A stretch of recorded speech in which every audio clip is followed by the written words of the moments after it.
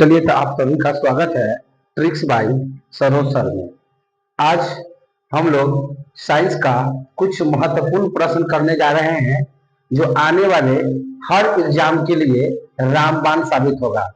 चाहे वो बिहार पुलिस हो, बिहार दरोगा हो, या आर्मी अग्निवीर हो, या बिहार एसएससी हो, या रेलवे ग्रुप डी हो, या रेलवे एनटीपीसी हो। जिस भी एग्जाम में साइंस का प्रश्न आता होगा उस एग्जाम के लिए आज का जो सेशन होने वाला है वो रामबाण साबित होगा। आपके लिए बहुत सारा मेहनत करने के बाद कुछ प्रश्न इकट्ठा किया गया है। लगभग 500 प्रश्न हम लोग इकट्ठा किए हैं। आज हम लोग साइंस को 3 सेक्शन में पढ़ने वाले हैं। यानी बायोलॉजी का आपको पहले हम मैराथन कराते हैं, आपको बायोलॉजी का 500 प्रश्न करवाएंगे, बायोलॉजी का 500 प्रश्न करवाएंगे हम आपका, फिर आपको केमिस्ट्री में 500 सवाल करवाएंगे और फिर अब आपको फिजिक्स में 500 सवाल करवाएंगे। कुल मिला के 1500 सवाल ये जो महत्वपूर्ण प्रश्न होगा वो करवा देंगे। तो आपको आने वाला हर एग्जाम के लिए ये आपको काफी ज्यादा मदद पहुंचाएगा। तो हम लोग पहले सबसे शुरुआत करते हैं बायोलॉजी से और हम लोग बिना देरी के करते क्लास को शुरू। और आप लोग क्या करिएगा, पेन कॉपी साथ में निकाल लीजिए, क्योंकि क्वेश्चन हम बोर्ड पे लिखेंगे कम, बोलेंगे ज्यादा। आपको उसको उतारना है। हाँ, उसका आंसर हम बोर्ड पे लिखेंगे, उसका आंसर बोर्ड पे लिखेंगे, लेकिन जो प्रश्न होगा वो प्रश्न आपको मेरे साथ लिखना है। हम धीरे धीरे बोलेंगे, आप आराम से नोट करते हुए चलेंगे। क्योंकि डिजिटल बोर्ड नहीं है जो इसमें पीडीएफ अपलोड रहेगा, ये बोर्ड है, इस पे लिखना पड़ेगा हमको। हम कोशिश करेंगे हम भी लिखे, लेकिन ज्यादातर आपको लिखना पड़ेगा, ठीक है। तो आप लोग पेन कॉपी साथ में जल्दी से निकाल लीजिए। आज का ये सेशन काफी ज्यादा महत्वपूर्ण होने वाला है ना। तो वीडियो को अब ये कर दीजिए लाइक, यानी वीडियो जब देखना शुरू किए हैं तो पहले ही लाइक कर लीजिए, उसके बाद आप देखना शुरू करिएगा। बहुत सारे बच्चे क्या करते हैं, वीडियो देख ले रहे हैं लेकिन लाइक नहीं कर रहे हैं। अब पता नहीं लाइक करने में आपको क्या दिक्कत है। तो चलिए क्लास को करते हैं शुरू। और पहला प्रश्न लिखिएगा आप लोग कॉपी में, पहला प्रश्न लिखिएगा। हम आराम आराम से लिखवाएंगे जिससे आपको छूटेगा नहीं। हम 2 बार 3 बार बोलेंगे, आपको कोई भी छूटेगा नहीं। पूरा आशा उम्मीद करिएगा कि आपको नहीं छूटेगा। चलिए पहला प्रश्न क्या है कि जीवन की मूलभूत इकाई क्या है।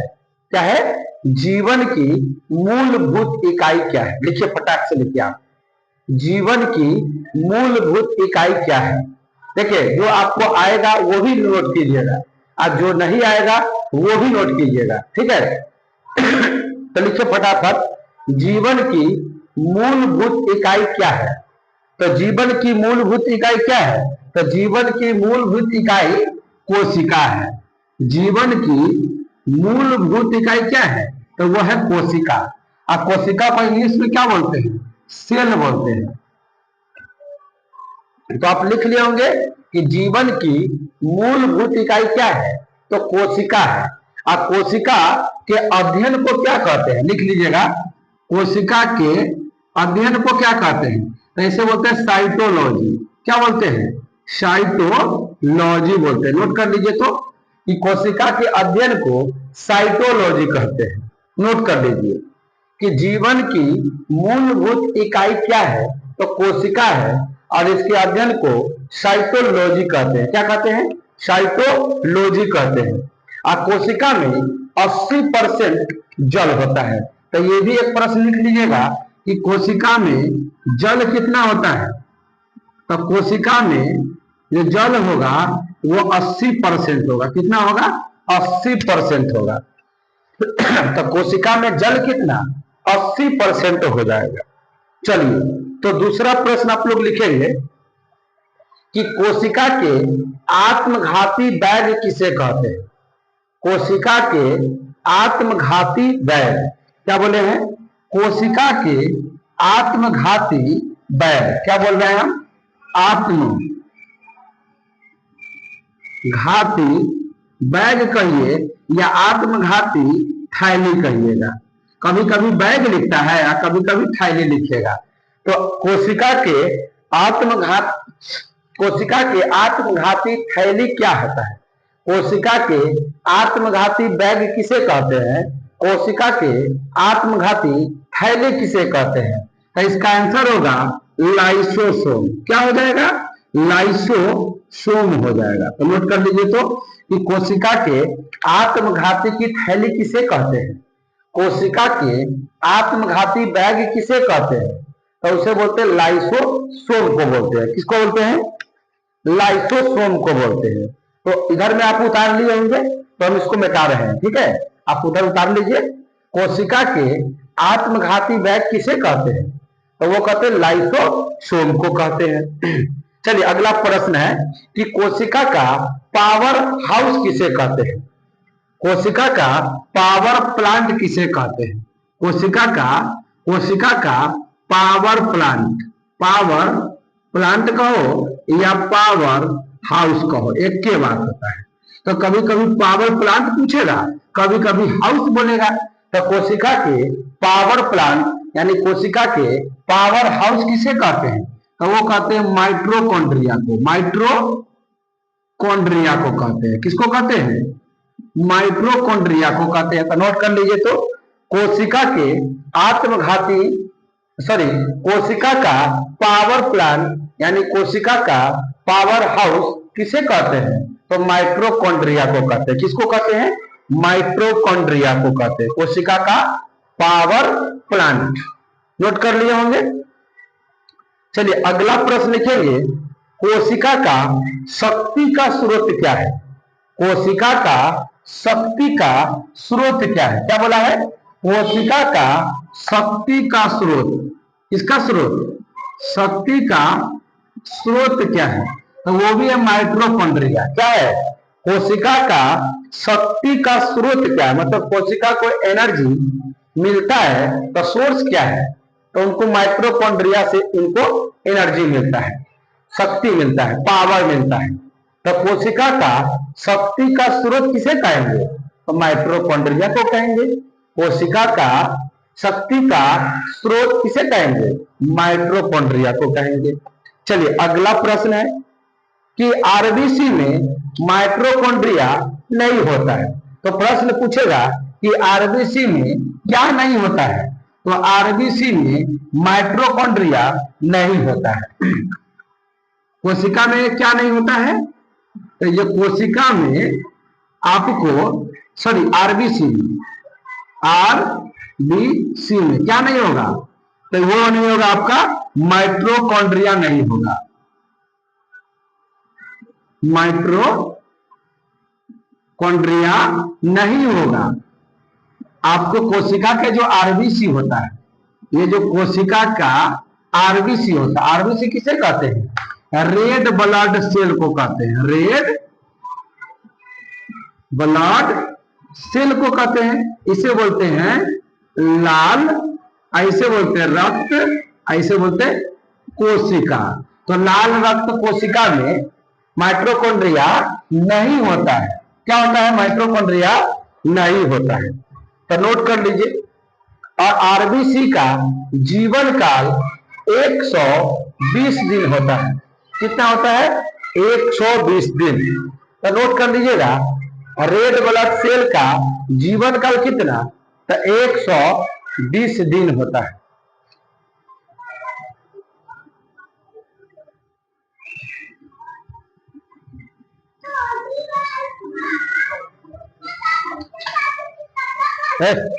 जा रे।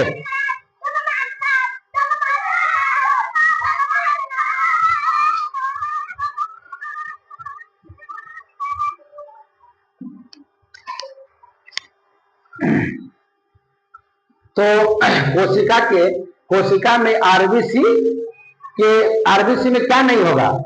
तो आरबीसी में माइटोकॉन्ड्रिया नहीं होगा। कोई पूछेगा कि आरबीसी में क्या नहीं पाया जाता है? तो आरबीसी में माइटोकॉन्ड्रिया नहीं पाया जाता है। आरबीसी का पूरा नाम क्या होगा? रेड ब्लड सेल, लाल रक्त कोशिका। और इसका जीवन कितना दिन का? 120 दिन का होता है। चलिए आगे बढ़ते हैं। छठा नंबर प्रश्न है आपके सामने, कोशिका का नियंत्रक केंद्र किसे कहते हैं? कोशिका का नियंत्रक केंद्र, कोशिका का नियंत्रक केंद्र किसे कहते हैं? कोशिका का नियंत्रक केंद्र किसे कहते हैं? कोशिका का नियंत्रक केंद्र किसे कहते हैं? तो वो कहते हैं केंद्रक को। किसको बोलते हैं? केंद्रक को कहते हैं। तो लिख लीजिएगा, कोशिका का नियंत्रक केंद्र किसे कहते हैं? तो कोशिका का नियंत्रक केंद्र केंद्रक को कहते हैं। नियंत्रण केंद्र किसको? केंद्रक को कहते हैं। तो नोट कर लो।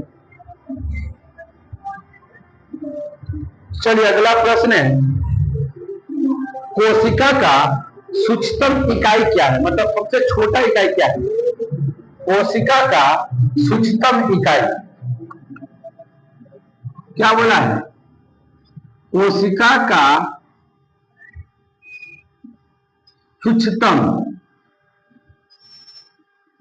सूक्ष्मतम इकाई क्या होता है? तो कोशिका का सूक्ष्मतम इकाई, ये वाला स होता है, गलत लिख दिया है स, सूक्ष्मतम।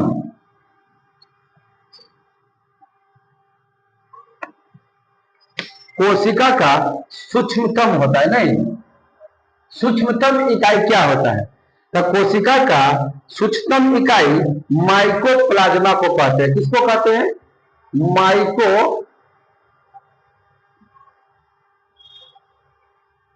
माइकोप्लाज्मा। क्या है? माइकोप्लाज्मा है, आधा प है, माइकोप्लाज्मा को कहते हैं।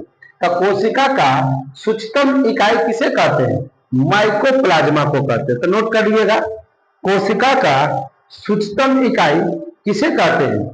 तो कहिएगा माइकोप्लाज्मा को कहते हैं। चलिए आगे बढ़ते हैं। राइबोसोम्स में क्या पाया जाएगा? कभी कभी एग्जाम में आता है कि राइबोसोम्स में क्या पाया जाता है?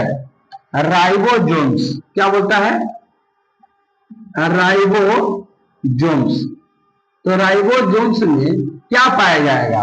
तो कहिएगा RNA।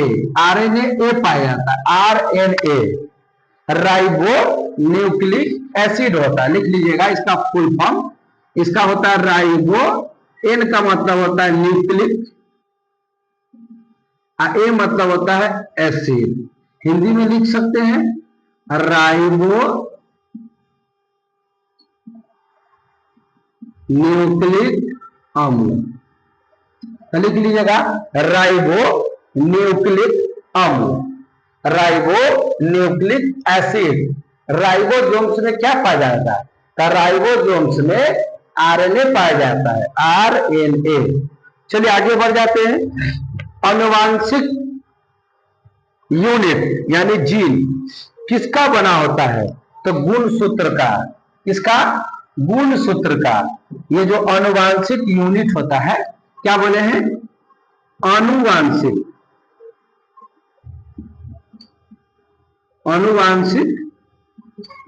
यूनिट यानी जीन। आनुवांशिक यूनिट यानी जीन, आनुवांशिक यूनिट यानी जीन। तो इसमें क्या होता है? ये इसमें क्या पाया जाता है? तो ये गुणसूत्र पाया जाता है, गुणसूत्र पाया जाता है। नोट कर लीजिए, ये आनुवांशिक यूनिट जीन में कौन चीज पाया जाता है? तो गुणसूत्र पाया जाता है। आनुवांशिक यूनिट जीन, आनुवांशिक यूनिट जीन में क्या पाया जाता है? गुणसूत्र पाया जाता है। क्या पाया जाता है? गुणसूत्र पाया जाता है। आगे बढ़ते हैं। डीएनए का द्विकुंडली संरचना कौन दिया था? जो डीएनए होता है, डीऑक्सीराइबो एसिड होता है डीएनए, है ना? डीएनए क्या बोलते हैं? डीएनए का द्विकुंडली, क्या बोला है? द्विकुंडली। नोट करिएगा, डीएनए का द्विकुंडली संरचना। नोट करिए तो, डीएनए का द्विकुंडली संरचना का खोज कौन किया था? डीएनए का द्विकुंडली संरचना किसने दिया? इसका खोज किसने किया? तो वो किया था वाटसन एवं क्रिक। वाटसन एवं क्रिक किया था। तो नोट करिए तो, कि डीएनए का द्विकुंडली संरचना का प्रतिपादन किसने किया? डीएनए का द्विकुंडली संरचना का प्रतिपादन किसने किया? देखिएगा, डीएनए का द्विकुंडली संरचना का प्रतिपादन किसने किया? तो वो किया था वाटसन एवं क्रिक। वाटसन एवं क्रिक किया था। तो चलिए आगे बढ़ते हैं। अगला प्रश्न है कि प्रयोगशाला में, प्रयोगशाला का है तो लैब, प्रयोगशाला किसको बोलते हैं? लैब को बोलते हैं।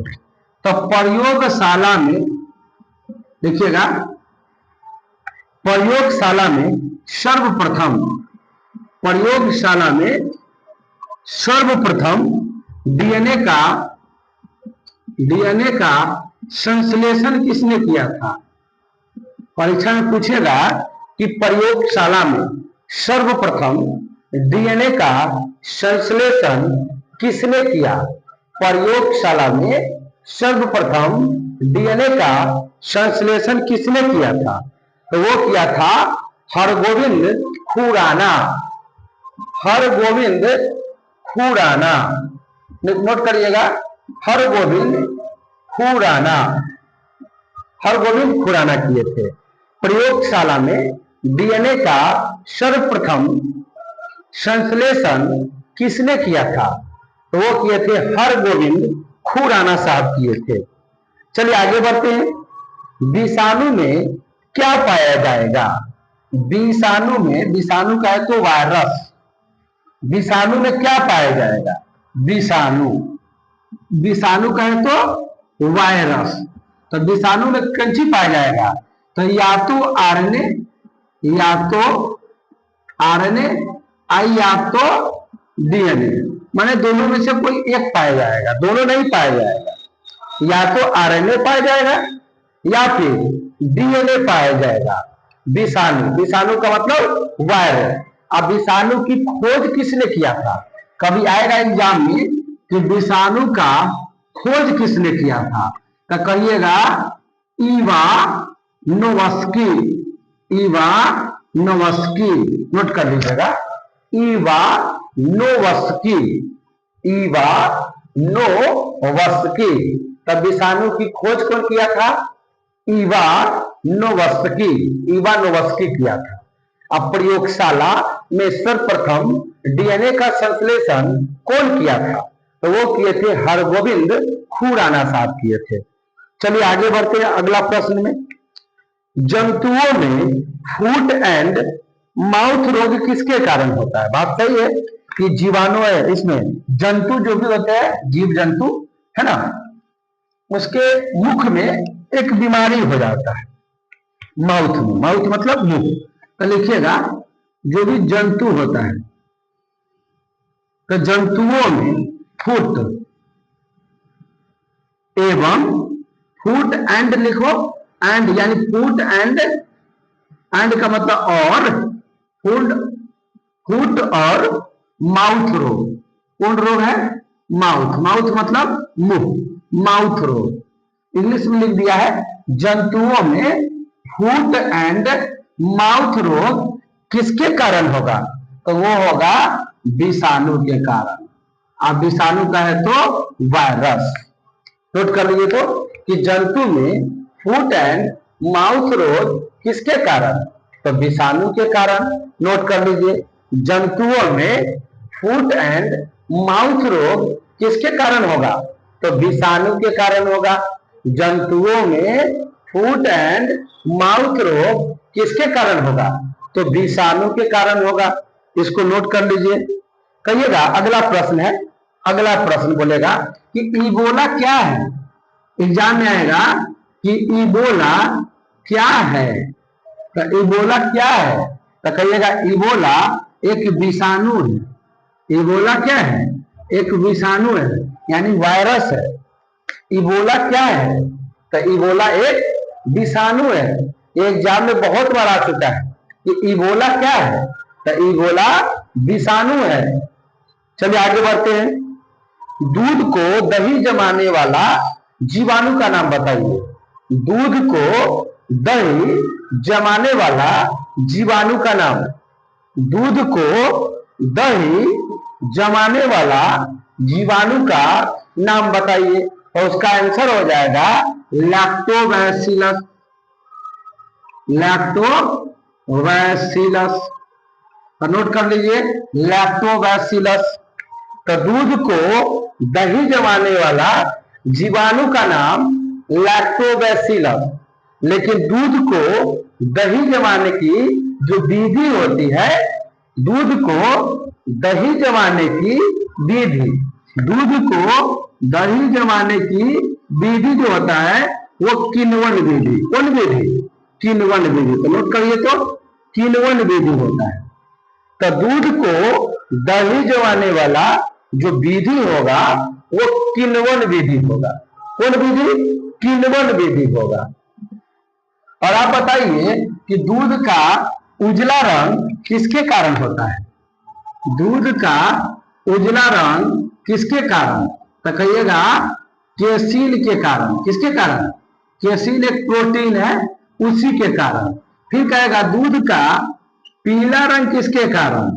तो कहिएगा कीरेटिन के कारण। किसके कारण? कीरेटिन प्रोटीन के कारण। तो नोट कर लीजिएगा दूध के बारे में इतना प्रश्न। चलिए अगला प्रश्न है, बोलेगा इष्ट। इष्ट क्या है? क्या बोलेगा? इष्ट क्या है? अगला प्रश्न है, अगला प्रश्न बोलेगा इष्ट क्या है? इष्ट ऐसे लिखेगा, इष्ट। इष्ट क्या है? इष्ट क्या है? तो इष्ट एक विषाणु है।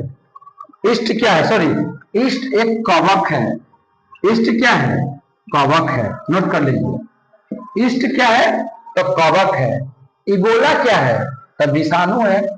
इबोला विषाणु है, लेकिन इष्ट क्या है? तो कवक है। ये जो सेशन चल रहा है बिहार पुलिस और आर्मी अग्निवीर के लिए रामबाण सेशन चल रहा है, तो आपको ध्यान में रखिएगा, इससे बाहर एक भी प्रश्न आपको देखने को नहीं मिलेगा। इसको आप रट जाइए, एग्जाम में फोड़ फाड़ के आइए। साइंस का प्रश्न को चुन चुन के सवाल को लेके आए हैं। आज पूरे संडे को पूरा यही मेहनत किए, देख रहे इतना पेज में क्वेश्चन बनाए हैं। अभी और क्वेश्चन है मेरे पास, देखते हैं कितना खिंचा पाता है। घिंचते हैं। बस आप लोग सपोर्ट करिए कि जितना जल्दी हो सके डिजिटल बोर्ड आ जाए। आप लोग सपोर्ट करिएगा तभी, क्योंकि मेरा जब तक 1000 सब्सक्राइबर नहीं होगा तब तक हम डिजिटल बोर्ड नहीं लेके आएंगे। तो 1000 सब्सक्राइब करवाने में आप लोग मदद कीजिए, ताकि हम जल्दी से जल्दी डिजिटल बोर्ड लेके आए। और आप लोगों से एक अनुरोध है कि आप वीडियो डाउनलोड करके देखते हैं, कृपया करके डाउनलोड करके ना देखें।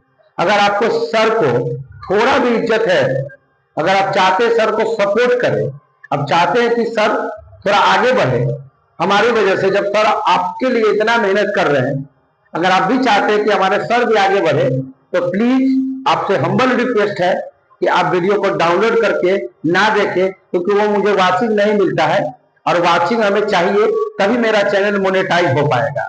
तो वीडियो डाउनलोड करके प्लीज नहीं देखिए। आ चुके डाउनलोड करके देखिएगा तो और ज्यादा आपका एमबी ज्ञान होगा, और ज्यादा आपका नेट जल्दी समाप्त हो जाएगा। लेकिन अगर डायरेक्टली देखते हैं तो कम नेट लगेगा आपका, है ना।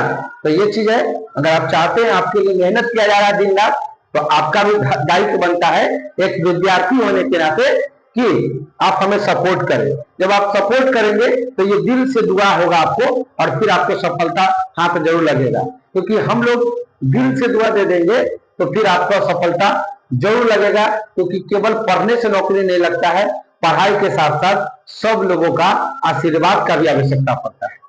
हम तो आपके लिए इतना मेहनत करते हैं, गर्मी में भी वीडियो बनाते हैं, तो आपके लिए जब इतना मेहनत किया जा रहा है तो आपका दायित्व बनता है, फर्ज बनता है कि वीडियो को शेयर करें बिना पूछे हुए, है ना, बिना कहे हुए, और वीडियो को डाउनलोड करके ना देखें। ठीक है, बाकी तो आपकी मर्जी।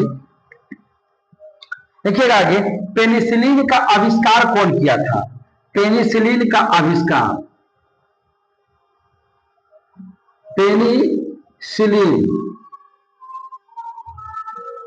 पेनिसिलिन का आविष्कार कौन किया था? तो पेनिसिलिन का जो आविष्कार किया था वो कौन किया था? तो वो किए थे अलेक्जेंडर फ्लेमिंग।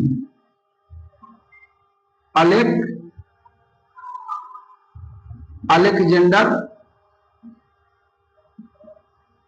फ्लेमिंग किए थे। तो लिखिएगा पेनिसिलिन का आविष्कार कौन किया था? तो अलेक्जेंडर फ्लेमिंग किए थे। अलेक्जेंडर फ्लेमिंग किए थे पेनिसिलिन का खोज। चलिए आगे बढ़ते हैं। एफ्लाविस बनते हैं, कहां पे बनते हैं? एफ्लाविस बनते हैं किससे बताइए, परीक्षा में पूछेगा। ये जो एफ्लाविस है, एफ्लाविस, एफ्ला जो विष है वो किससे बनेगा? एफ्लाविस किससे बनता है? तो कवक से बनता है। किससे बनता है? कवक से। तो नोट कर लो, एफ्लाविस किससे बनता है? तो कवक से बनता है। एफ्लाविस किससे बनता है? तो कवक से बनता है। तो ये नोट कर लीजिए, एफ्लाविस किससे बनेगा? कवक से बनेगा। फिर आपसे एग्जाम में पूछता है कि खुजली क्या है? ये खुजली किसके वजह से होता है बताइए। ये जो खुजली हो जाता है, आपको नोचने लगता है देह हाथ, तो खुजली होने के लिए जिम्मेवार कौन है? खुजली किसकी वजह से हुआ है? खुजली, तो खुजली भी कवक के वजह से हुआ है। खुजली भी कवक के वजह से हुआ है। खुजली और कवक के अध्ययन को क्या बोलते हैं? कवक के अध्ययन को क्या बोलते हैं? तो कवक के अध्ययन को बोलते हैं माइकोलॉजी। क्या बोलते हैं? माइकोलॉजी। तो नोट करिए तो कि कवक के अध्ययन को क्या कहते हैं? तो कवक के अध्ययन को माइकोलॉजी कहते हैं। कवक के अध्ययन को माइकोलॉजी कहते हैं। और खुजली किससे होगा? तो कवक से होगा। एफ्लाविस एफ्लाविस किसको बोलते हैं? तो कवक को बोलते हैं। पेनिसिलिन का आविष्कार कौन किया था? तो अलेक्जेंडर फ्लेमिंग किए थे। चलिए अगला प्रश्न है कि आयोडीन किससे प्राप्त होता है? आयोडीन जो नमक बनता है, आयोडीन से, आयोडीन की कमी से घेगा हो जाता है। आयोडीन की कमी से क्या हो जाता है? घेगा हो जाता है। तो लिखिएगा क्वेश्चन कि आयोडीन जो है वो प्राप्त कहां से होता है बताइए। ये जो आयोडीन है ये प्राप्त कहां से होगा? तो आयोडीन जो प्राप्त होता है लेमिनेरिया से प्राप्त होता है। लेमिनेरिया, तो नोट करिए तो लेमिनेरिया से प्राप्त होता है। आयोडीन किससे प्राप्त होता है? तो आयोडीन लेमिनेरिया से प्राप्त होता है। लेमिनेरिया से प्राप्त होता है। तो आयोडीन किससे प्राप्त होता है? तो आयोडीन लेमिनेरिया से प्राप्त होता है। चलिए आगे बढ़ते हैं। बोलेगा कि स्वपोषित किसे बोलते हैं? तो शैवाल को। स्वपोषित यानी अपना भोजन खुद ही बना लेगा। तो स्वपोषित किसे बोलेंगे? शैवाल को बोलेंगे। शैवाल किसे बोलेंगे? शैवाल को बोलेंगे। तो स्वपोषित किसे बोलेंगे? शैवाल को बोलेंगे। और शैवाल के अध्ययन को क्या बोलते हैं? तो शैवाल के अध्ययन को बोलते हैं फाइकोलॉजी। क्या बोलते हैं? फाइकोलॉजी। और कवक के अध्ययन को माइकोलॉजी। कवक में माइको और शैवाल में फाइकोलॉजी। और शैवाल क्या है? अपना भोजन खुद बनाता है, स्वपोषित है। आयोडीन किससे प्राप्त होता है? तो लेमिनेरिया से। किससे? लेमिनेरिया से प्राप्त होता है शैवाल आयोडीन। आयोडीन की कमी से घेगा रोग हो जाएगा। आयोडीन की कमी से कौन रोग होगा बताइए? आयोडीन की कमी से घेगा रोग हो जाता है। गर्दन लटक जाएगा, घेगा रोग हो जाएगा। आयोडीन की कमी से कौन रोग होता है? तो घेगा रोग होता है। चलिए आगे बढ़ते हैं अगले प्रश्न की तरफ। अगला है, संसार में सबसे तेज बढ़ने वाला पौधा का नाम बताइए। संसार में सबसे ज्यादा तेज बढ़ने वाला पौधा का नाम बता दीजिए। नोट करिए, संसार में सबसे ज्यादा बढ़ने वाला पौधा। संसार में सबसे ज्यादा तेजी से बढ़ने वाला पौधा कौन है? संसार में सबसे ज्यादा तेजी से बढ़ने वाला पौधा क्या है? तो संसार में सबसे तेजी से बढ़ने वाला पौधा बांस है। बांस क्या है? बांस का पौधा है। तो बांस का पौधा सबसे तेजी से बढ़ने वाला पौधा है। जो बांस जो घर बनता है बांस से, वही बांस है। चलिए आगे बढ़ते हैं।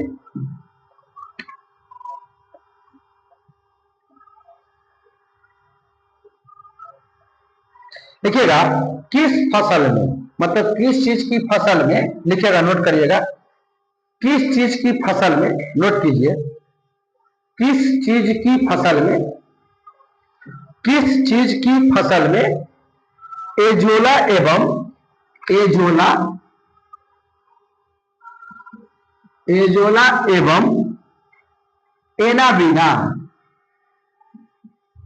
एनाबीना जैव उर्वरक का यूज किया जाता है, जैव उर्वरक का यूज किया जाता है। कौन चीज का फसल है, धान का, गेहूं का, मकई का, किस चीज का फसल है जिसमें एजोला एवं एनाबीना जैव उर्वरक का प्रयोग किया जाता है? तो उसका आंसर हो जाएगा चावल। क्या होगा? चावल। तो चावल की खेती में एजोला एवं एनाबीना जैव उर्वरक का यूज किया जाता है, प्रयोग किया जाता है। चलिए आगे बढ़ जाते हैं अगला प्रश्न की तरफ। चिलगोजा जो बीज होता है, चिलगोजा बीज किससे प्राप्त होता है? चिलगोजा का जो बीज है, चिलगोजा का जो बीज है वो किससे प्राप्त होगा? तो पाइन से प्राप्त होगा, पाइन के पौधा से। किससे? पाइन का पौधा से प्राप्त होगा चिलगोजा का बीज। नोट करिए तो, चिलगोजा का बीज किससे प्राप्त होगा? चिलगोजा होता है, तो चिलगोजा का बीज किस पौधा से प्राप्त होगा? तो पाइन का पौधा से प्राप्त होगा। चिलगोजा का जो बीज होगा किससे प्राप्त होगा? तो पाइन से प्राप्त होगा। नोट करिए, चिलगोजा का बीज किससे प्राप्त होता है? तो पाइन का पौधा से प्राप्त होता है। चलिए अगला प्रश्न, सबसे जीवित वृक्ष का नाम बताइए। सबसे ज्यादा समय तक जीवित वृक्ष, सबसे ज्यादा जीवित वृक्ष का नाम बताइए, जो सबसे ज्यादा दिन जीता हो। सबसे जीवित वृक्ष का नाम बताइए, सबसे जीवित वृक्ष का नाम बताइए, सबसे ज्यादा जीवित वृक्ष, उसका नाम है सिकोया। सिकोया का पौधा सबसे ज्यादा दिन जीवित रहता है।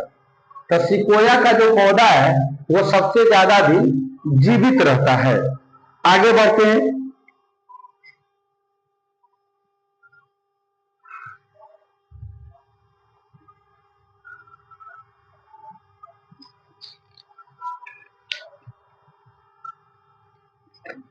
ये जो दाल है, दाल वो पादपों के किस कुल से प्राप्त होता है बताइए? दाल, लिखिएगा, दाल जो है वो पादप, पादप कहे तो पेड़ पौधा, तो लिखिएगा दाल पादपों के किस कुल से प्राप्त होता है? नोट कीजिए, प्रश्न नोट कीजिए आप, दाल पौधे के किस कुल से प्राप्त किया जाता है? दाल पौधे के किस कुल से प्राप्त किया जाता है? जो दाल खाते हैं ना, वही दाल की बात कर रहे हैं। तो दाल किस, मतलब कुल, पौधा के किस कुल से प्राप्त होगा? तो वो होगा लेग्यूमिनोसी। लेग्यूमिनोसी, नोट करिए तो, लेग्यूमिनोसी। तो दाल जो होता है वो पादपों के लेग्यूमिनेसी कुल से प्राप्त होता है।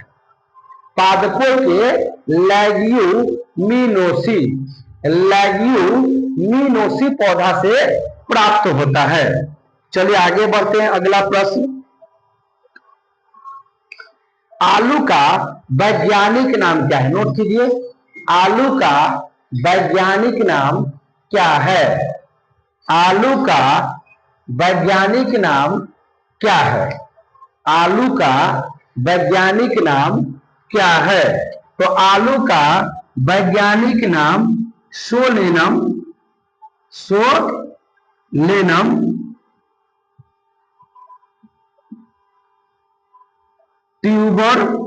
Tuberosum, tuberosum. नोट करिए तो, सोलेनम ट्यूबरोसम, सोलेनम ट्यूबरोसम है। आलू का वैज्ञानिक नाम क्या है? तो आलू का वैज्ञानिक नाम सोलेनम ट्यूबरोसम है। सोलेनम ट्यूबरोसम है। नोट करिए, आलू का वैज्ञानिक नाम क्या है? तो सोलेनम ट्यूबरोसम है। आलू, पोटैटो, आलू का वैज्ञानिक नाम क्या है? तो सोलेनम ट्यूबरोसम है। क्या है? सोलेनम ट्यूबरोसम है। चलिए आगे बढ़ते हैं। अगला प्रश्न, आम का वैज्ञानिक नाम क्या है? नोट कीजिए तो, आम का वैज्ञानिक नाम क्या है? आम का वैज्ञानिक नाम क्या है? तो उसका है मेगीफेरा। आम का क्या हो गया? मेगीफेरा। तो नोट करिए, आम का वैज्ञानिक नाम मेगीफेरा है। आम का वैज्ञानिक नाम मेगीफेरा है। आम का वैज्ञानिक नाम मेगीफेरा है। कटहल का वैज्ञानिक नाम क्या है? नोट करिए तो, कटहल, कटहल का वैज्ञानिक नाम क्या है? कटहल का वैज्ञानिक नाम क्या है? तो कटहल का वैज्ञानिक नाम ऑटोकार्पस, ऑटोकार्पस, ऑटोकार्पस इंट्रिगा, इंट्रिग्रा, इंट्रिग्रा लिखिएगा। ऑटोकार्पस, ऑटोकार्पस इटिग्रा, ऑटोकार्पस इटिग्रा, ऑटोकार्पस इंटिग्रा। क्या बोलेंगे? इंटिग्रा, ऑटोकार्पस इंटिग्रा। तो आलू का वैज्ञानिक नाम सोलेनम ट्यूबरोसम है। आम का वैज्ञानिक नाम मेगीफेरा है। और कटहल का वैज्ञानिक नाम ऑटोकार्पस इंटिग्रा है। ऑटोकार्पस इंटिग्रा है। चलिए आगे बढ़ते हैं। मूली क्या है बुआ? मूली, अब मूली एक जड़ है। मूली क्या है? मूली एक जड़ है। मूली क्या है? जड़ है। तो ये मूली भी क्या है? जड़ है। आपका चुकंदर क्या है? तो चुकंदर भी आपका जड़ है। शलजम क्या है? तो ये भी आपका जड़ है। आपका क्या बोलते हैं? गाजर क्या है? तो गाजर भी जड़ है, जड़ है। और तना कौन है? तो आलू क्या है? तना है। आलू तना है। लहसुन क्या है? तो लहसुन भी तना है। आलू क्या है? तना है। लहसुन क्या है? तना है। प्याज क्या है? तो वो भी तना है। फिर कहिएगा, अदरक क्या है? तना है। हल्दी क्या है? तना है। तो ये सब तना है, नोट कर लीजिए। ओल क्या है? ओल, तो ओल भी तना है, नोट कर लीजिए। तो ये सब तना है। आलू, लहसुन, प्याज, अदरक, हल्दी, ओल, ये सब क्या है? तना है। लेकिन मूली, चुकंदर, शलजम, गाजर, ये सब जड़ है। तो आगे बढ़ते हैं अगला प्रश्न की तरफ। काली मिर्च का पौधा, काली मिर्च का पौधा को क्या बोलते हैं? काली मिर्च के जो पौधा होता है उसे क्या बोलेंगे? नोट करिए तो, काली मिर्च के पौधा को क्या कहते हैं? काली मिर्च के पौधा को क्या बोलते हैं? तो काली मिर्च के पौधा को क्या बोलते हैं? तो काली मिर्च के पौधा को बेल कहते हैं। Bell, bell. काली मिर्च के पौधा को बेल कहा जाता है। काली मिर्च के पौधा को क्या बोलते हैं? तो उसे बोलते हैं बेल। अब बेल को ही बोलते हैं तना, सॉरी तना नहीं, लता। बेल कहो या लता कहो, बेल यानी लता, बेल कहो या लता कहो। तो काली मिर्च के पौधा को क्या बोलते हैं? तो काली मिर्च के पौधा को बेल कहते हैं या लता कहते हैं। तो काली मिर्च के पौधा को क्या कहते हैं? बेल कहते हैं या लता कहते हैं। चलिए आगे बढ़ते हैं। अगला प्रश्न देखिएगा, जीवन चक्र की दृष्टि से, देखिएगा जीवन चक्र की दृष्टि से, जीवन चक्र की दृष्टि से, जीवन चक्र की दृष्टि से नोट करिएगा, जीवन चक्र की दृष्टि से पौधा का सबसे महत्वपूर्ण अंग क्या है? जीवन चक्र की दृष्टि से मतलब पौधा को जीवन जीने के लिए सबसे महत्वपूर्ण अंग क्या है? अगर पौधा को जीवन जीना है, पहले तो सवाल लिख लो, जीवन चक्र की दृष्टि से पौधों का सबसे महत्वपूर्ण अंग क्या है? जीवन चक्र की दृष्टि से जीवन चक्र की दृष्टि से सबसे महत्वपूर्ण अंग क्या है? यानी पौधा को अगर जीवन जीना है तो सबसे महत्वपूर्ण अंग क्या है? तो वो है पुष्प। पुष्प क्या है? पुष्प यानी फूल। क्या है? यानी फूल। यानी अगर पौधा को जीवन जीना है तो उसके लिए महत्वपूर्ण पार्ट क्या है? पुष्प है, यानी फूल है। तो जीवन चक्र की दृष्टि से पादपों का सबसे महत्वपूर्ण अंग क्या है? तो वो पुष्प है, यानी फूल है। चलिए अगला प्रश्न लिखिएगा, सबसे छोटा फूल का नाम बताइए। सबसे छोटा फूल का नाम बताना है आपको। सबसे छोटा फूल कौन सा है? सबसे छोटा फूल कौन सा है? तो सबसे छोटा फूल बुलफिया है। क्या है? बुलफिया। बुलफिया है, नोट करिए, तो बुलफिया है। तो सबसे छोटा जो पुष्प है, सबसे छोटा जो फूल है, उसका नाम है बुलफिया। बुलफिया नाम है उसका। अगला, आभासी फल का उदाहरण क्या है? आभासी फल। आभासी क्या है? आभासी। आभासी फल।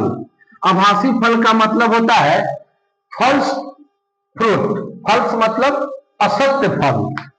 फल्स मतलब होता है असत्य। तो असत्य फल कौन है? असत्य फल। आभासी फल कहो या असत्य फल कहो या फॉल्स फ्रूट कहो, फॉल्स फल्स। तो आभासी फल यानी असत्य फल। तो आभासी फल यानी असत्य फल सेब को कहते हैं। किसको बोलते हैं? सेब को। तो नोट कर लीजिए, सेब को बोलते हैं आभासी फल यानी असत्य फल। क्या बोलते हैं? सेब को। नोट कर लीजिए। चलिए अगला, टमाटर क्या है? कोई पूछेगा टमाटर क्या है? टमाटर क्या है? तो टमाटर एक फल है। नोट करिए, तो टमाटर क्या है? तो टमाटर एक फल है। टमाटर क्या है? एक फल है। टमाटर पूछेगा टमाटर क्या है, तो कहिएगा टमाटर एक फल है। टमाटर एक फल है, नोट करिए। और टमाटर में कौन सा अम्ल होता है बताइए तो? टमाटर में कौन सा अम्ल होगा? तो ऑक्जेलिक अम्ल होगा। क्या होगा? ऑक्जेलिक। ऑक्जेलिक अम्ल होता है। क्या होता है? ऑक्जेलिक अम्ल। ऑक्जेलिक अम्ल होता है टमाटर में, ऑक्जेलिक अम्ल होता है। चलिए आगे बढ़ते हैं। कहेगा संग्रहित फल क्या है? संग्रहित फल।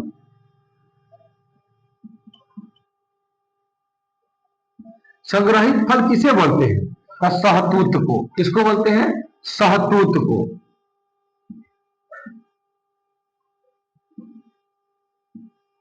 नोट करिए, तो संग्रहित फल कौन है? तो वह सहतूत। संग्रहित फल कौन है? तो वह है सहतूत। संग्रहित फल क्या है? सहतूत हो जाएगा। चलिए आगे बढ़ते हैं। बोलेगा टमाटर का लाल रंग किसके कारण होता है? टमाटर का लाल रंग किसके कारण होगा? देखिएगा, टमाटर का लाल रंग किसके कारण होगा? तो टमाटर का लाल रंग लाइकोपीन के कारण होगा। लाइकोपीन के कारण होगा। नोट करिए तो कि टमाटर का लाल रंग किसके कारण होगा? तो टमाटर का लाल रंग लाइकोपीन के कारण होगा। किसके कारण? लाइकोपीन के कारण होगा। नोट कर लीजिए। फिर बोलेगा कि पपीता का पीला रंग किसके कारण होगा? पपीता का पीला रंग किसके कारण होता है? तो पपीता का पीला रंग किसके कारण होगा? तो पपीता का पीला रंग कैरी का caricaxanthin caricaxanthin caricaxanthin caricaxanthin carica caricaxanthin caricaxanthin के कारण पपीता का पीला रंग होता है। पपीता का पीला रंग कैरिका जैंथिन कैरिका जैंथिन कैरिका जैंथिन क्या बोल रहा है? चुप हो, तू नहीं बोलो कैरिका जैंथिन, अपना पढ़ाई करो। कैरिका जैंथिन पढ़ता है। आ गया? कहाँ है? ओ, हम उसी को फोन लगा रहे थे। आ गया? कितनी आया है? ओ, चलो ठीक है। हाँ, चलो ठीक है।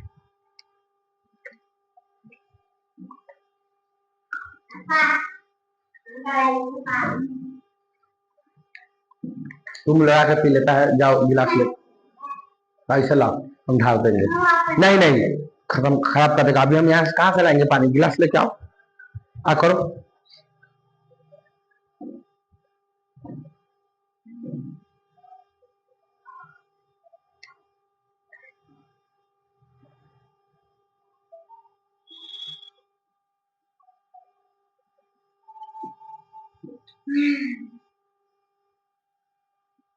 हो गया?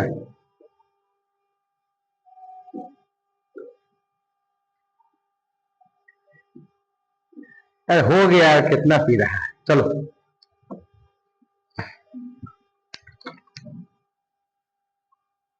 वीडियो बना रहे हैं, नहीं पता? जाइए, यही बैठिए बैठिए बैठिए वहां पर चुपचाप, चुपचाप बैठ के, ठीक है? खाइए, बात हल्ला नहीं कीजिएगा, वीडियो बन रहा है, ठीक?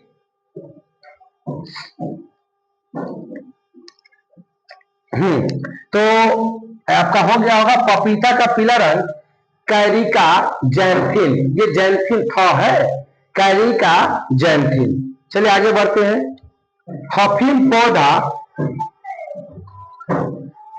हफीम पौधा हफीम जो होता है वो पौधा के किस अंग से प्राप्त होता है? हफीम जो है, हफीम वही गांजा, हफीम नशीला पदार्थ होता है हफीम।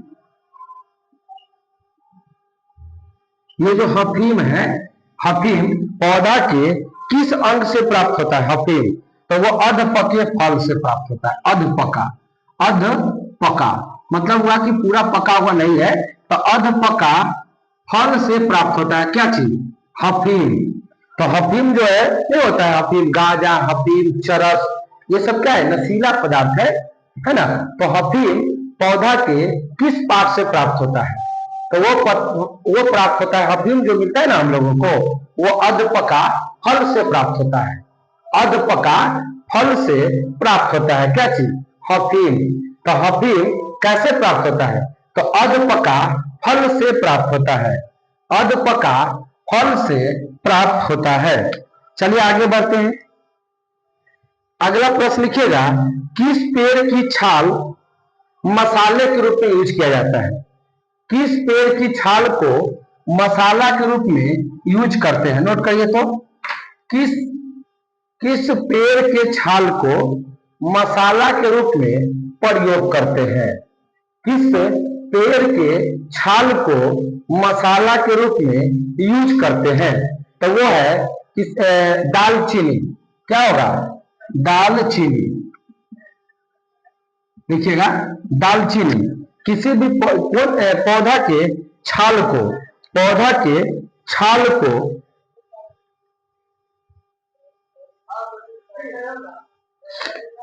दालचीनी है ना, पेड़ के छाल होता है। दालचीनी कभी खरीदोगे, मसाला के रूप में प्रयोग किया जाता है, तो वो पेड़ के छाल होता है, पेड़ के छाल होता है। वो दालचीनी है पौधा, दालचीनी का जो पौधा होता है उसके छाल को मसाला के रूप में यूज किया जाता है। दालचीनी का जो पौधा होगा उसके जो छाल होगा ना ऊपर से छिलकैया, उसी छिलकैया को हम लोग मसाला के रूप में यूज करते हैं। गमकाने के लिए इसको यूज किया जाता है। मार्केट में बिकता है, दुकान में जाइएगा बोलिएगा दालचीनी का छाल देने के लिए तो आपको दे देगा वो। आगे बढ़ते हैं, देखिएगा केसर मसाला बनाने के लिए, केसर का जो मसाला है उसे बनाने के लिए, नोट करिए तो केसर का मसाला बनाने के लिए, केसर का मसाला बनाने के लिए पौधा का कौन सा भाग यूज किया जाता है, प्रयोग में लाया जाता है? केसर मसाला बनाने के लिए पौधों का कौन सा भाग यूज किया जाता है, प्रयोग किया जाता है? तो वर्तिकाग्र। क्या प्रयोग किया जाता है? वर्तिकाग्र। क्या बोलते हैं? वर्तिकाग्र।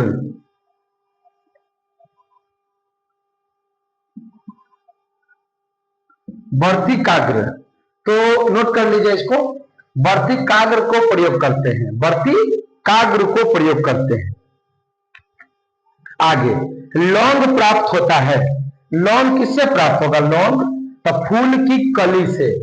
लौंग किससे प्राप्त होगा? तो फूल के कली से प्राप्त होगा। ये जो लौंग है वो किससे प्राप्त होता है? तो फूल के कली से। लौंग किससे प्राप्त होता है? तो फूल के कली से प्राप्त होता है लौंग।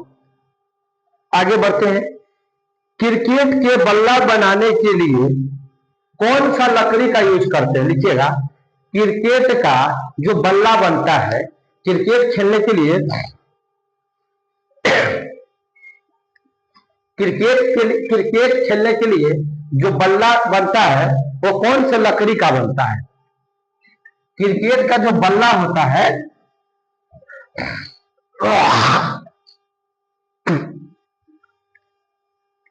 क्रिकेट का जो बल्ला होता है वो कौन से लकड़ी से प्राप्त होता है? तो क्रिकेट का बल्ला सैलिक्स, सैलिक्स, सैलिक्स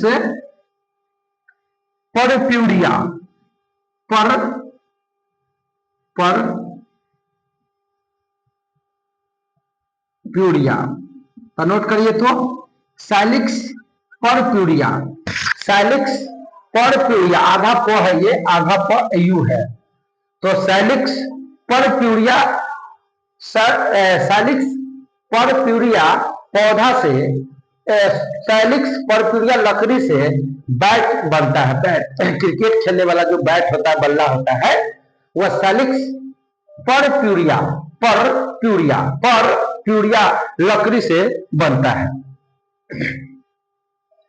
चलिए आगे बढ़ते हैं, पौधों में जो जाइलम होता है, पौधा में जो जाइलम होता है उसका काम क्या है? पौधों में, पौधा में जो जाइलम होता है, क्या होता है? जाइलम, तो वो जल पहुंचाने का काम करता है। पेड़ पौधा में जाइलम का काम क्या है? तो पेड़ पौधा में जाइलम का काम है जल को पहुंचाना, जल को पहुंचाना, जल को पहुंचाना। एक होता है फ्लोएम, एक होता है फ्लोएम। तो जाइलम का काम है जल को पहुंचाना, और फ्लोएम का काम है खनिज यानी खाना पीना, खनिज यानी खाना, खाना पहुंचाना के काम कौन करता है? फ्लोएम। और जाइलम का काम है जौ से जाइलम, जौ से जल, और फ्लोएम का काम है खनिज यानी खाना पहुंचाना काम है पेड़ पौधा। चलिए आगे बढ़ते हैं, पत्ती का हरा रंग किसके कारण होता है? देखिएगा, पत्ती का हरा रंग किसके कारण होता है? तो पत्ती का जो हरा रंग है वो क्लोरोफिल के कारण होता है। पत्ती का जो हरा रंग है वो किसके कारण? क्लोरोफिल के कारण होता है। तो पत्ती का हरा रंग किसके कारण? तो पत्ती का हरा रंग क्लोरोफिल के कारण होता है। पत्ती का हरा रंग क्लोरोफिल के कारण होता है। अगला, प्रकाश संश्लेषण का अंतिम उत्पाद क्या है? प्रकाश संश्लेषण का अंतिम उत्पाद क्या है? प्रकाश संश्लेषण का अंतिम उत्पाद क्या है? तो प्रकाश संश्लेषण का अंतिम उत्पाद, देखिए प्रकाश संश्लेषण क्या होता है कि हम लोग क्या छोड़ते हैं? Carbon dioxide. अब पेड़ पौधा के पास पहले से क्या होता है? जल। हम लोग क्या छोड़े? कार्बन डाइऑक्साइड छोड़े। कार्बन डाइऑक्साइड को कौन खींच लेता है? पेड़ खींच लेता है अपने तरफ। अब पेड़ पौधा जमीन में फैला हुआ है तो उसे जल मिल गया, तो जल है उसके पास, और ये फिर क्या करता है? सूर्य से अभिक्रिया करता है। ये जो सन है इससे क्या करता है? सूर्य के प्रकाश से प्रकाशित होता है और ये अभिक्रिया करके ग्लूकोज बनाता है। क्या बनाता है? ग्लूकोज। तो ग्लूकोज का सूत्र क्या होगा? C6H12O6। क्या बनाया? ग्लूकोज बनाया। अब प्लस में H2O यानी जल दिया, अब प्लस में ऑक्सीजन दे दिया। क्या दे दिया? ऑक्सीजन। तो अंतिम उत्पाद क्या होगा बोलिए? तो अंतिम उत्पाद ऑक्सीजन हुआ। तो नोट कर लीजिए। और ये पूरा के पूरा जो प्रोसेस है, ये पूरा के पूरा जो प्रोसेस है इसे बोलते हैं प्रकाश संश्लेषण। इसे बोलते हैं प्रकाश संश्लेषण। और प्रकाश संश्लेषण का जो अंतिम उत्पाद है उसे बोलते हैं ऑक्सीजन। तो प्रकाश संश्लेषण का अंतिम उत्पाद क्या है? ऑक्सीजन है। तो नोट करिएगा कि हम लोग क्या छोड़ते हैं? Carbon dioxide.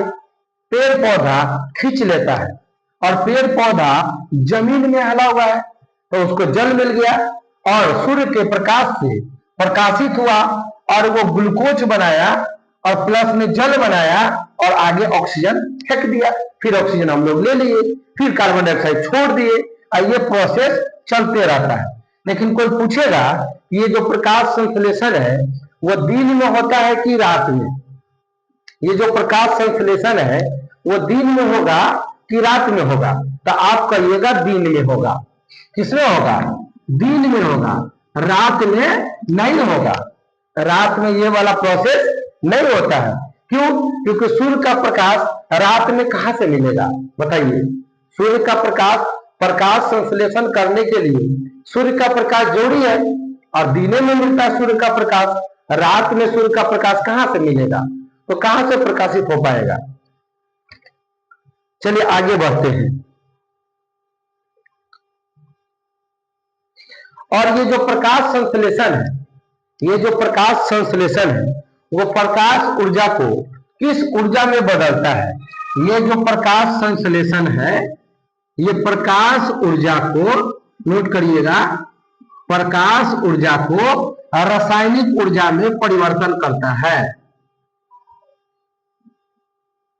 नोट करिए, प्रकाश ऊर्जा को रासायनिक ऊर्जा में बदल देता है।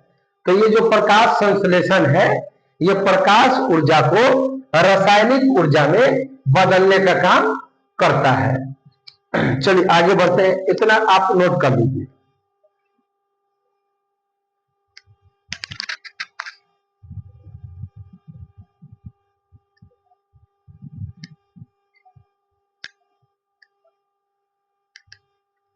देखिएगा अगला प्रश्न, पौधों के लिए, देखिएगा पौधों के लिए प्राथमिक पोषक तत्व क्या है?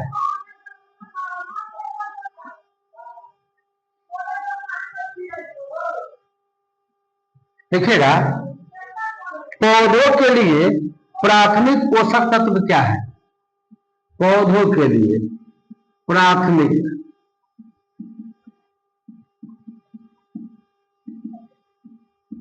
पौधों के लिए प्राथमिक पोषक तत्व क्या है? तो वह NPK।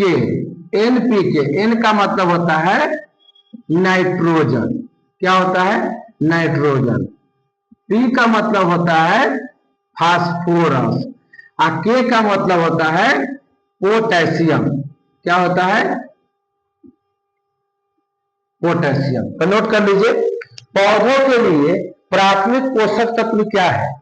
पौधों के लिए प्राथमिक पोषक तत्व क्या है?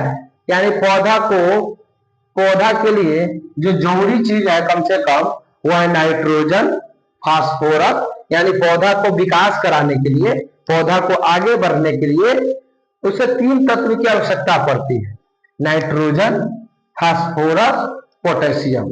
Nitrogen, phosphorus, potassium. इसका ट्रिक क्या होगा? एनपीके। एनपीके नोट कर लीजिए। चलिए आगे बढ़ते हैं।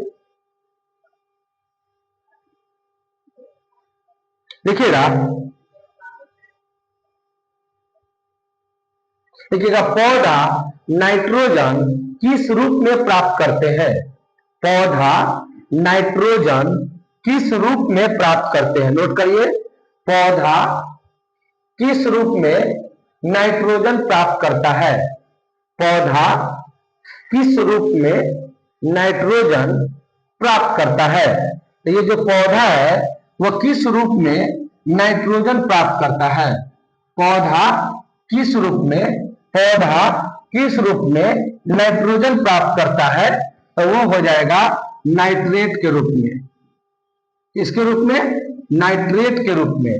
तो पौधा नाइट्रोजन किस रूप में प्राप्त करता है? तो पौधा नाइट्रोजन नाइट्रेट के रूप में प्राप्त करता है। चलिए आगे बढ़ते हैं।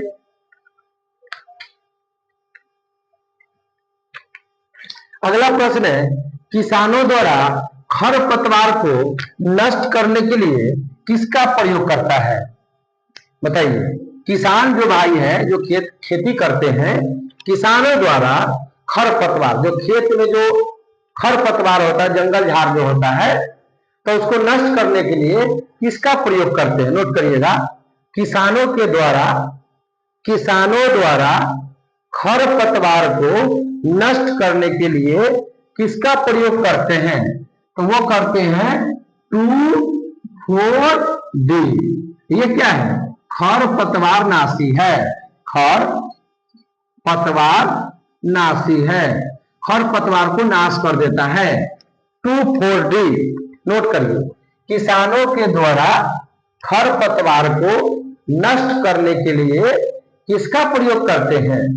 तो 2,4-D, 2,4-D खरपतवार नाशी होता है। चलिए आगे बढ़ते हैं। प्राकृतिक जो फल है यानी फलों को प्राकृतिक रूप से पकाना है।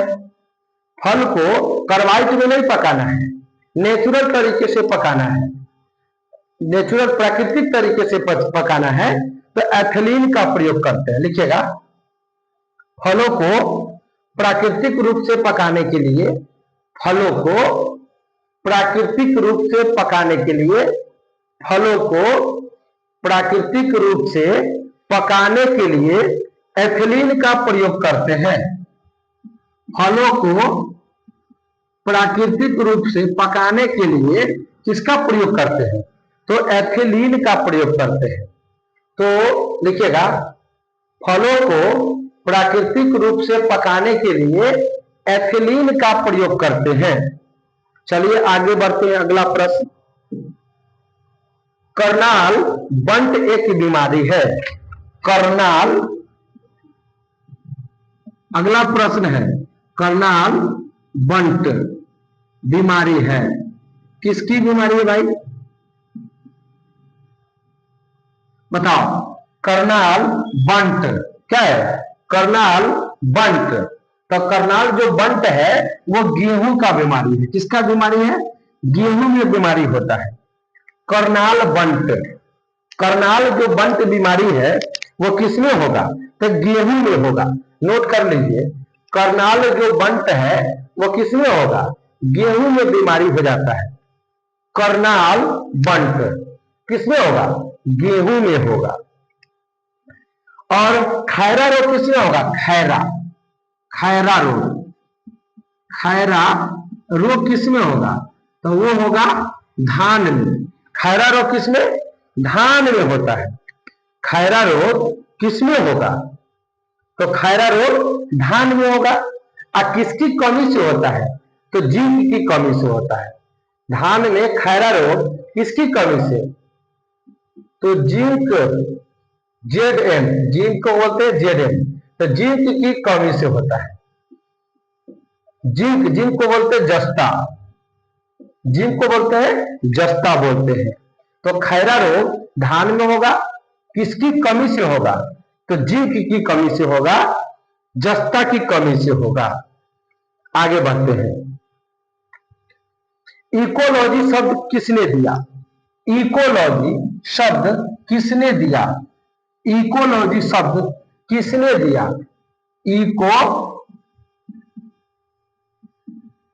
इकोलॉजी शब्द किसने दिया? तो इकोलॉजी शब्द अर्नेस्ट हैकल दिया।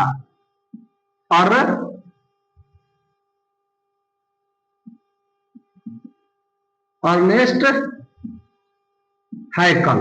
तो इकोलॉजी कौन दिया? तो अर्नेस्ट हैकल दिया। लेकिन इकोसिस्टम किसने दिया?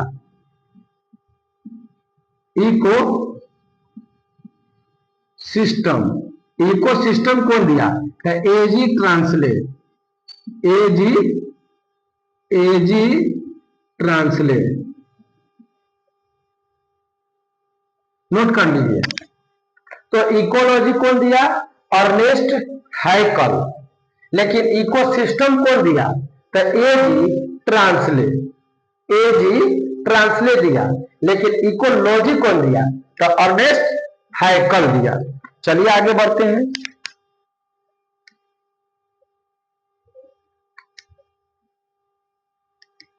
इकोसिस्टम का होता है पारिस्थितिकी तंत्र होता है।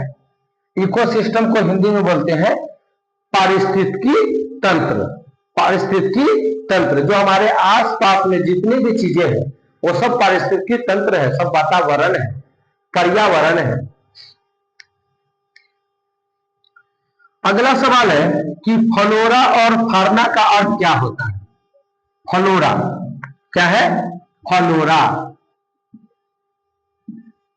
फ्लोरा और फार्ना, फ्लोरा और फार्ना का अर्थ क्या होता है? बताइए, बताइए। फ्लोरा और फार्ना का अर्थ क्या होता है? तो फ्लोरा का अर्थ होता है पौधा, इसका अर्थ क्या होता है? पौधा। और फार्ना का अर्थ होता है पशु, पशु। नोट कर लीजिए। तो फ्लोरा का अर्थ पौधा और फार्ना का अर्थ होता है पशु। तो फ्लोरा और फार्ना का अर्थ क्या होता है? पौधा और पशु होता है। चलिए आगे बढ़ते हैं। बोलेगा कि वन अनुसंधान संस्थान कहाँ है? वन अनुसंधान संस्थान कहाँ है? नोट करिएगा। वन माने जंगल, तो वन अनुसंधान संस्थान कहाँ है? वन अनुसंधान संस्थान कहाँ है? तो वह है देहरादून।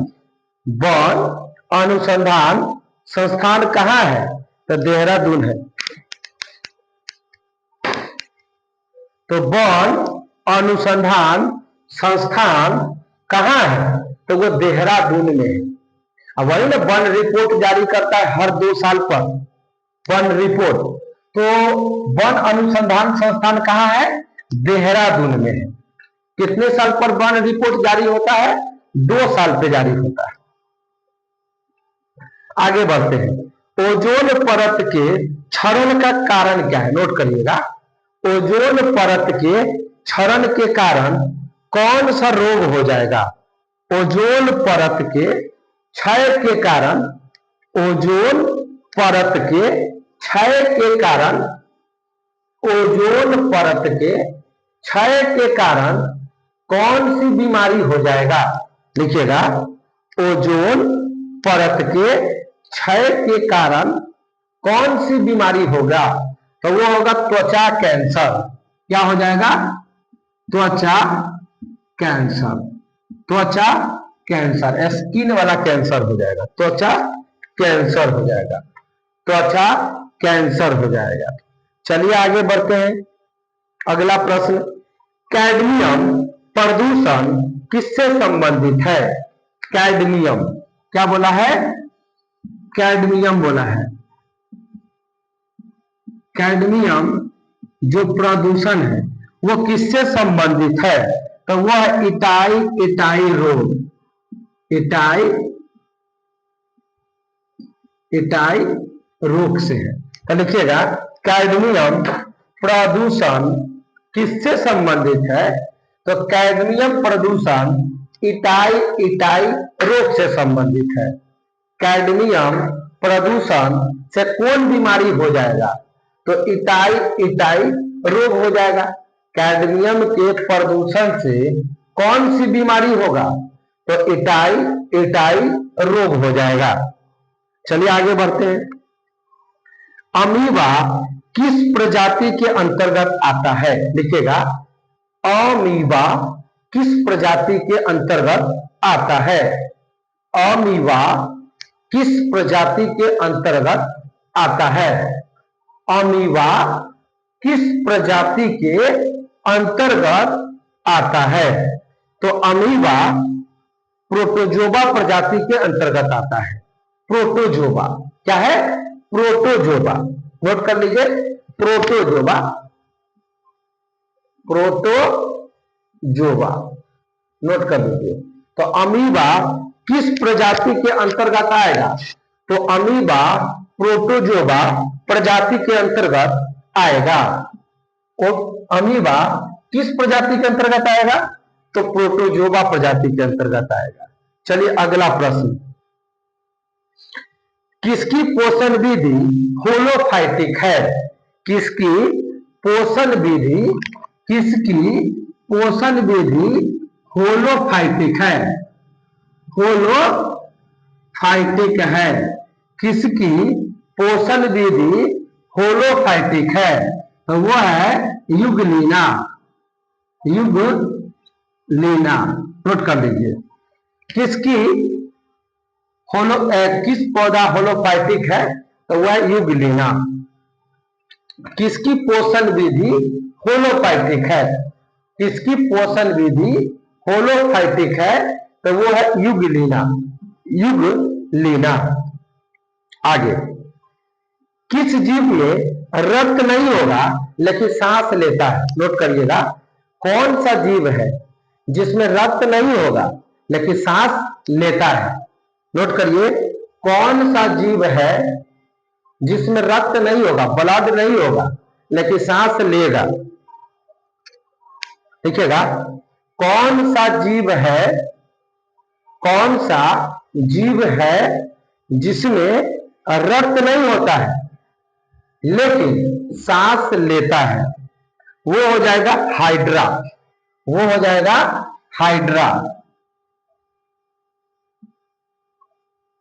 हाइड्रा।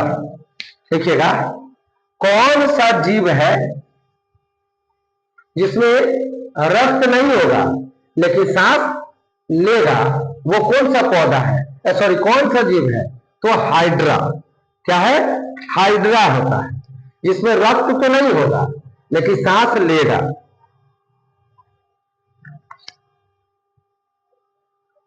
देखिएगा, फोरोमोन्स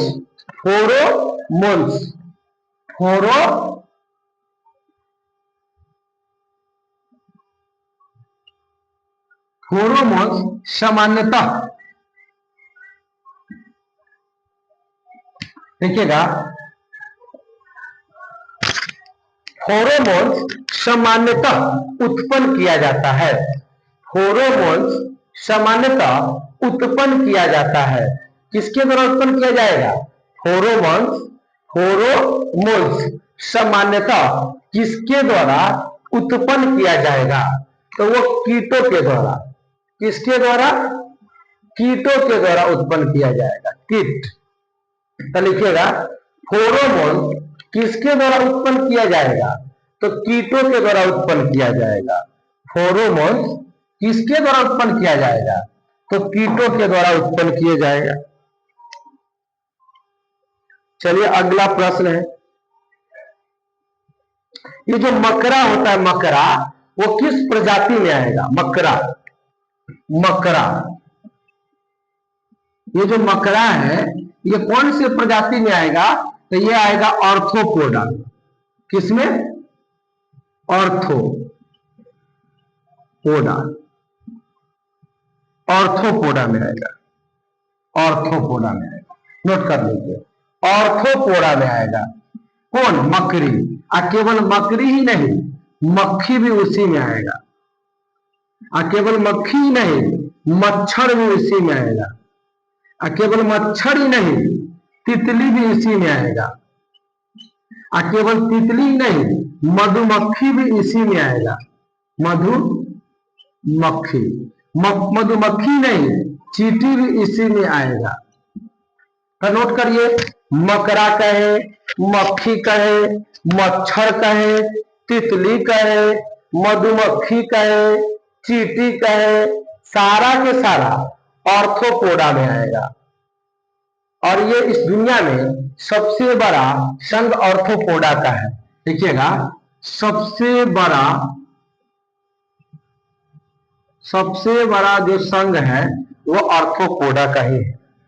सबसे बड़ा जो संघ है वो ऑर्थोपोडा का ही है। एक होता है एनिलिडा। एक क्या होता है? एनिलिडा होता है। क्या होता है? एनिलिडा। तो एनिलिडा में जोक आएगा, जोक। एक आएगा चारा, केचुआ। क्या आएगा? तो जोक और केचुआ एनिलिडा में आता है। जोक और केचुआ, चारा, केचुआ बोलते हैं चारा को। तो जोक और केचुआ एनिलिडा ग्रुप में आता है, एनिलिडा में। लेकिन मच्छर, मक्खी, तितली, मधुमक्खी, चींटी ऑर्थोपोडा में आएगा। चलिए आगे बढ़ते हैं। कहेगा कि मकड़ी में आंख कैगो होता है? मकड़ा में, ये जो मकड़ा है, इस मकड़ा में आंख कैगो? पहले इतना नोट करिए, पहले इतना नोट करिए।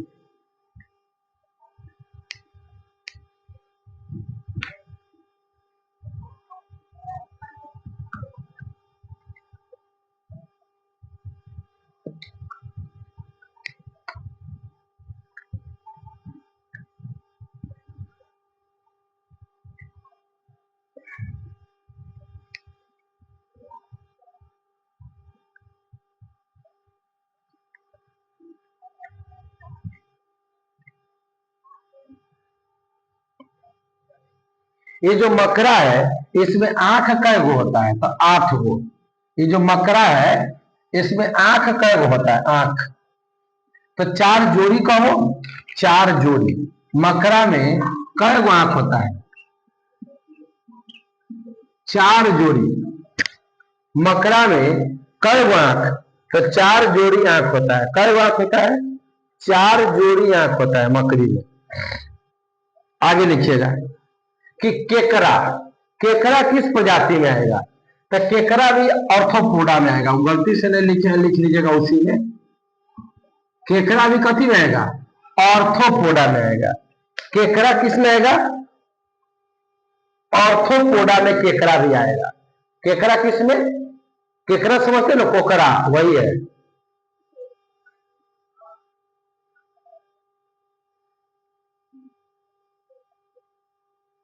लिखिएगा अगला प्रश्न। नर मच्छर अपना भोजन कहां से बनाता है? नर मच्छर, नर का है तो पुरुष वाला मच्छर। नर मच्छर, नर मच्छर अपना भोजन कहां से प्राप्त करता है? नर मच्छर अपना भोजन कहां से प्राप्त करता है? नर मच्छर अपना भोजन कहां से प्राप्त करता है? तो वो प्राप्त करता है पौधे के जूस से, पौधा के रस से प्राप्त करता है। पौधा के रस से प्राप्त करता है नर मच्छर। नर जो मच्छर है वो किससे अपना भोजन प्राप्त करता है? तो पौधा के रस से। लेकिन जो मादा मच्छर है, मादा, महिला वाला मादा जो मच्छर है, वो खून से प्राप्त करता है। हम लोगों का खून चूसता है, हम लोगों का खून चूसता है जो मच्छर, वो मादा मच्छर है।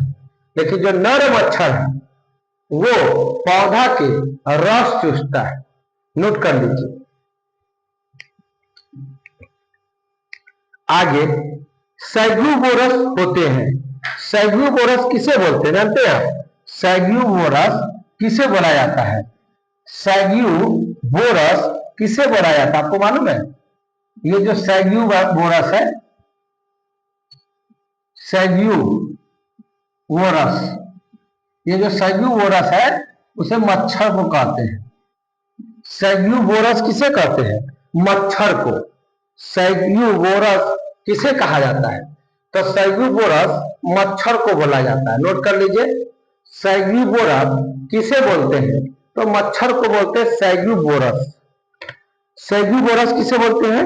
मच्छर को बोलते हैं। तो सैग्यूबोरस किसे बोलते हैं? मच्छर को बोलते हैं। चलिए आगे बढ़ते हैं।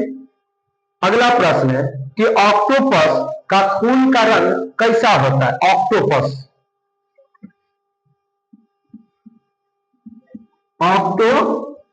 ऑक्टोपस, ऑक्टोपस, ऑक्टोपस का खून का रंग कैसा होता है? तो ऑक्टोपस का खून का रंग नीला होता है। कैसा होता है? नीला होता है। कैसा होता है? नीला। तो ऑक्टोपस का खून का रंग कैसा होगा? नीला होगा। नोट कर लीजिए। कहेगा कि स्टार, अगला प्रश्न है ऑक्टोपस का खून का रंग नीला होगा। अगला लिखिएगा स्टार फिश मछली है कि नहीं? तो कहिएगा स्टार फिश मछली नहीं होता है। स्टार फिश नाम में है फिश, लेकिन मछली नहीं होता है। स्टार फिश मछली नहीं होता है। ये जो स्टार जो फिश है ना, ये मछली नहीं होता है। मछली नहीं होता है। स्टार फिश नाम में फिश है, लेकिन मछली नहीं होता है। नोट कर लीजिए। लेकिन पूछेगा कि सबसे जहरीला मछली कौन है? सबसे जहरीला मछली कौन है? सबसे जहरीला मछली कौन है? सबसे जहरीला मछली कौन है? सबसे जहरीली मछली कौन है? तो पत्थर मछली। कौन मछली? पत्थर। क्या बोलेंगे? प, आधा प और पूरा फ और पत्थर मछली। तो सबसे जहरीला मछली कौन है? पत्थर मछली। कौन मछली? पत्थर मछली। नोट करिए, सबसे जहरीला मछली कौन सा है? तो पत्थर मछली। कौन सा मछली? पत्थर मछली है। नोट करिए। आगे बढ़िएगा कि मछली सांस किससे लेता है? मछली सांस किससे लेगा? मछली सांस किससे लेता है? तो मछली जो सांस लेता है वो गलफड़ा से लेता है। गलफड़ा से लेता है। गलफड़ा से लेता है। तो मछली सांस किससे लेता है? तो गलफड़ा से लेता है। किससे? गलफड़ा से लेता है। अच्छा बताइए, कौन सा जीव है जो सांस अपनी त्वचा से लेता है? स्किन से। कौन सा जीव है जो अपना सांस त्वचा से लेगा? त्वचा मतलब स्किन। देखिएगा, कौन सा जीव है, कौन सा जीव, कौन सा जीव सांस त्वचा से लेता है? त्वचा से। त्वचा कहे तो स्किन।